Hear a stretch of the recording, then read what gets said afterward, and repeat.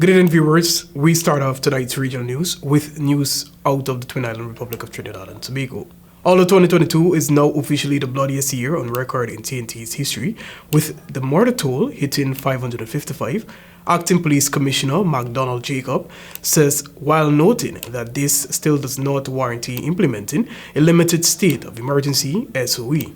He made the comment while speaking with reporters at the scene of a triple murder in Laventille on Tuesday morning, where he appealed to relatives of the dead men who might be considering revenge to let the authorities do their job and apprehend the killers. Arriving at Sapodilla Trace, Snake Valley, Laventille, shortly after Cody, Pierre, Javon George, and Alex Martin were shot by gunmen as they stood on the road, Jacob agreed that the scene depicted not just the loss being experienced by three mothers, but also community's pain, anger, and frustration.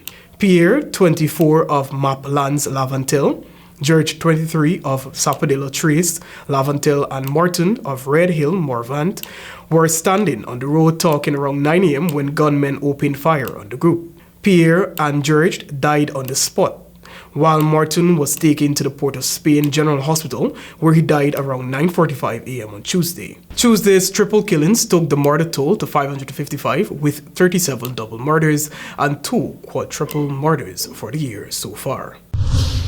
Turning our attention to Barbados. Former opposition leader Bishop Joseph Artley has urged the government to seek foreign help to deal with the current state of crime. The leader of the Alliance Party for Progress (APP) stressed that his suggestion was not indictment on the investigative capacity of the local police authority and service.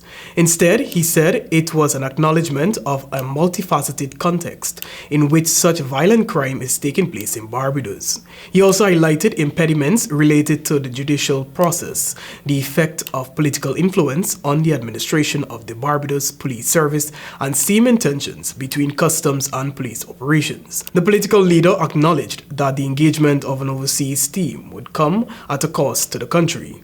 However, he suggested that even amid a difficult economic period, it was worth it. Bishop Artley was adamant that Barbados has too much to lose not to act and do so quickly. However, he is not supportive of any move to treat crime as a public health threat, cautioning that could lead to undesirable outcomes.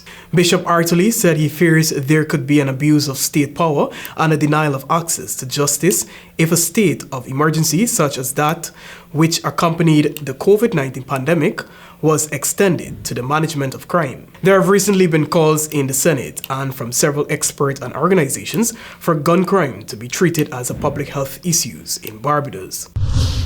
And finally, Brazil's lower house of Congress late Tuesday approved a bill that aims to boost oversight of the country's cryptocurrency sector after one of the world's largest crypto exchanges collapsed earlier this month. The proposal, which would see the sector regulated by a government-appointed federal agency, will now pass to outgoing President Jair Bolsonaro for approval.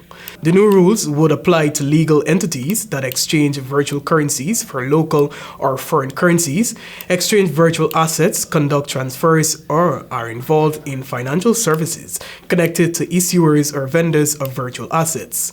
According to local media, the bill would force all legally active crypto providers to have a physical entity in the country, with fines and even prison sentences for those breaching the new rules. The bill would, according to media, give companies a grace period for compliance. The move follows this month's collapse of Bahamas-based crypto exchange FTX, which prompted investigations by Bahamian and US authorities. Brazilian crypto advocates have backed the bill, saying it was important to establish rules in the industry. The country is one of the top 10 active markets globally for crypto, according to 2022 chain analysis data. That has brought us to the end of another edition of the Regional News. I'm Joel Vo. Thanks for watching, and back to you, Alethea.